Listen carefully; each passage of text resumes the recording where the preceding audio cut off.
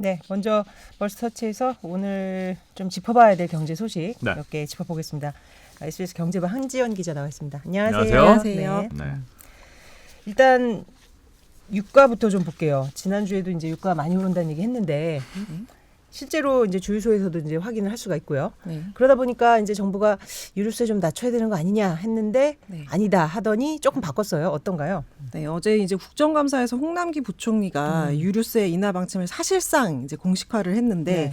국제 유가가 이미 배럴당 80달러가 지금 넘어섰잖아요. 83불 했더라고요. 어젯밤에 네, 보니까. 네. 그래서 이런 국제 유가 상승으로 우리나라 휘발유값 지금 올라가고 있고요. 서울 같은 경우는 지금 1,815원까지 지금 나오고 있는데 이게 네. 1년 새 30%가 오른 거예요. 네. 이래서 이제 뭐 앞으로 뭐 또 리터당 2,000원 더 넘어갈 거다 뭐 이런 우려까지 나오고 있는 상황이니까 또 이 물가 상승 압박도 지금 그것 때문에 좀 커지고 있고 이렇기 때문에 선제 대응하겠다 뭐 이런 건데 홍 부총리 워딩은 다음 주 정도에 이제 조치가 있지 않을까 한다라고 얘기를 했는데 정부 내에서는 이르면 26일 그러니까 다음 주 화요일이죠. 네. 화요일에 유류세 인하를 발표할 가능성이 이제 흘러나오고 있습니다. 사실 이 우리가 기름값에서 차지하는 그러니까 세금이 차지하는 비중이 워낙 높다는 거 이제 일반 국민들도 꽤 이제 알려진 상황인데 네. 어느 정도입니까? 예. 지금 이제 뭐 유류세가 지금 30% 이내에서는 지금 국회를 거치지 않고 정부 시행령만으로 세율을 이제 조정을 할 수 있기 때문에 예전에도 뭐 국제 유가가 지금처럼 치솟았을 때 이런 방식으로 인하를 한 그렇죠. 적이 있어요. 그래서 네. 2018년도에도 유류세를 15% 깎은 적이 있고 또 이제 7%로 내려가지고 8월 그 다음에 8월까지 연장을 했었죠. 이번에도 이제 세금을 인하하는 방식을 살펴보고 있는데 인하율은 이제 몇 가지 대안을 검토하고 있다고 했습니다. 네. 세금 근데 이제 깎아주면 이게 다만 판매 현장에까지 이제 적용이 되려면 원래는 이제 유류세가 정유 공장에서 이게 출고되는 시점에 부과가 되는데 네. 이게 이제 주유소들이 일반적으로 1, 2주 정도 자기네들이 판매 물량을 확보를 하고 있잖아요. 그래서 유류세 인하 효과가 이제 소비자까지 전달이 되려면 시차가 좀 발생할 것 같습니다. 근데 이제 세금 이렇게 내려주면은 세수 줄어드는 거잖아요. 안 그래도 적자 재정인데 네. 좀 부담되지 않을까요? 그렇죠. 이제 뭐 또 정부가 아무리 유류세를 낮춰준다고 해도 국제 유가가 올라버리면 네. 또 이런 체감 효과는 또 반감이 될 효과도 거고요. 없을 수도 있네요. 그렇죠. 네. 그게 이제 좀 부담일 텐데 거기에 이제 유류세 30%를 6개월간 내리게 되면 3조 4천억 원이 든다고 해요. 또 뭐 이걸 30%까지 뭐 깎진 않겠지만 15% 깎으면 또 뭐 1조 7천억 원 뭐 이 정도 들겠죠. 또 네. 그래서 이제 홍 부총리는 유가 동향이나 이제 물가 수준을 좀 살펴보면서 다각적으로 검토를 하겠다 이렇게 얘기를 했습니다. 네. 사실 지금 국제유가가 계속 지금 상승세를 타고 있거든요. 사실 네. 뭐 100달러 또는 일부 투기적 수요나 뭐 이런 베팅을 하는 쪽은 200달러 얘기까지 하는. 아 그런- 벌써요? 예, 그렇죠. 그거는 이제 네. 어떻게 현실화될지는 잘 모르겠으나 어쨌든 지금 전반적으로 이제 원자재가 부족하고 여러 가지 이제 병목 현상이 일어나고 있는 상황에서는 원자재 가격은 지금 오를 것으로 이제 기대하는 그런 쪽이 더 많다는 생각에 아마 정부도 설령 효과가 반감되더라도 이제 급격한 물가 상승은 좀 막아야 되겠다 이런 차원이 아닐까 생각을 해봅니다. 주가가 올라야 되는데 물가가 오르고 있어요. 그렇죠. 물가 상승세도 이번에 이제 3%또 나올 거라는 얘기가 있어가지고 네. 이제 어떻게 좀 관리해야 되나 이런 긴장감도 높아지는 것 같습니다. 좀 지켜보겠습니다. 물가 얘기. 네. 다음은 또 우리의 참 이 고민스러운 기업 남양 얘기입니다. 남양 유업 얘기인데 이번엔 뭔 일이 있었습니까 도대체? 네, 이번에는 이제 저희가 SBS에서 제가 네. 방금 전에 제가 뉴스하면서 어제 리포트를 한 단독 건데, 보도했죠. 네네. 그 직원 평가표를 이제 단독으로 입수를 했어요. 제가 또 들고 네. 나왔는데, 아, 직접 입수한 건가요, 네네, 그게? 입수한 건데 여기에 이제 사무보조직이라고 써 있지 않습니까? 사무보조직 같은 경우는 여직원을 100% 뽑는 곳이에요. 네. 여기에 보면 근데 이 직원들 평가표를 봤더니 제가 요 별표한 곳을 좀 봐주세요. 근데 네. 품성에 보면은 공손한 언행. 네. 건전한 사생활을 평가하기로 돼 있어요. 네. 네. 그러니까 100번 양보해도 사생활. 이제 공손한 언행까지는 뭐 그것도 굉장히 옛날 얘기인데 근데 저는 이거 기사를 보면서 이 건전한 사생활은 도대체 사생활을 어떻게 평가를 하겠다는 거냐. 그야말로 사생활인데요. 그러니까요. 그렇죠. 그 제가 네. 그래서 문제가 이제 있어요. 한지영 기자가 그쪽에다 물어봤죠. 도대체 네, 어떻게 평가를 하길래 네. 이런 항목을 넣었냐. 그리고 가장 문제는 네. 남자한테는 이런 항목이 없다는 거예요. 남자 그렇죠. 항목은 아, 남자 사생활은 괜찮아요?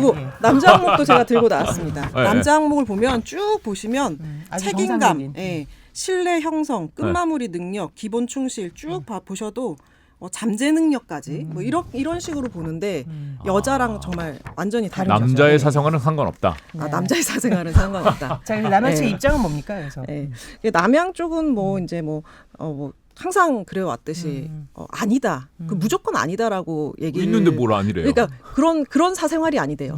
뭐 그런 사생활이 아니면 어떤 뭐냐. 사생활이에요, 예, 그러니까 일반적으로 생각하는 사생활이 아니다. 뭐 이렇게 얘기를 했는데 네. 제가 남양유업에서 평가를 담당했던 한 직원을 인터뷰를 했었는데 네. 본인도 처음에는 이게 도대체 무슨 얘기인가, 뭐를 평가를 해야 되는가 몰라서 인사팀에 물어봤대요. 네. 그랬더니 들리는 소문 있지 않냐. 그거 가지고 좀 이렇게 물어보고 평가 좀 해봐라라고 해서 그래서 이제 뭐 어떤 평가해야 될 직원이 있으면 그 사람이랑 친한 사람이랑 한테 물어봐가지고 뭐 남자한테 전화가 많이 오는지 또 이제 뭐 또 출근 시에 술 냄새가 나는지 뭐 본인이 가서 이렇게 얘기하면서 냄새도 맡아보기도 하고 또 화장이 진한지 향수 냄새가 진하게 나는지 뭐 이런 거를 체크를 했다고 해요. 왜 향수를 뿌리는 사생활이에요? 네, 너무 좀 이해가 안 되잖아요. 그래서 뭐 왜 이런 평가를 했던 것 같냐 물어봤더니 사실 이런 평가를 약간 좀 이용을 했다고 해요. 이 여직원을 자를 때. 네, 그래서 평소에는 그냥 크게 관여하지 않다가 문제가 될 때 딱히 문제가 다른 걸로 잡기가 어려울 때 이제 이 부분을 이용했다는 추측이 가능한 거죠. 그래서 그분 말로는 나이가 많거나 뭐 결혼을 했거나 뭐 육아휴직을 좀 하고 이제 돌아왔는데 이 여직원을 좀 자르고 싶다 이럴 때는 의도적으로 그런 사생활 부분을 낮게 주는 거죠. 왜냐하면 주관적으로 평가를 할 수 있으니까. 그래서 여기서 최하점이 나오면 권고사직까지 할 수 있다고 합니다. 그 정도래요. 그래서 직원을 잘라야 되겠다 마음 먹으면 이제 그런 방식으로 한 거고요.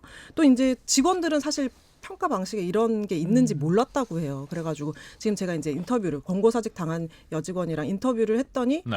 분통을 터뜨리더라고요. 그렇겠죠. 아니 근데 좀 이해가 보통 되지 이렇게 하면 않습니다. 기업이 잘 안 되거든요. 네. 그렇잖아요. 정상적인 그 합리적인 판단 기준에 의해서 인사를 하고 해야지 기업이 성장을 하고 시장에서 경쟁력을 갖는데 이런 기업이 이렇게 커졌다는 게 이해는 안 되네요. 그래서 사실 남양유업이 굉장히 그 여직원 비율, 특히 여직원 임원 비율이 굉장히 낮고 그래서 그런 부분이 좀 문제가 되고 있어요. 저희가 또 SBS가 이제 남양에 대해서 계속 또 취재를 하고 있으니 전해드리도록 하겠습니다.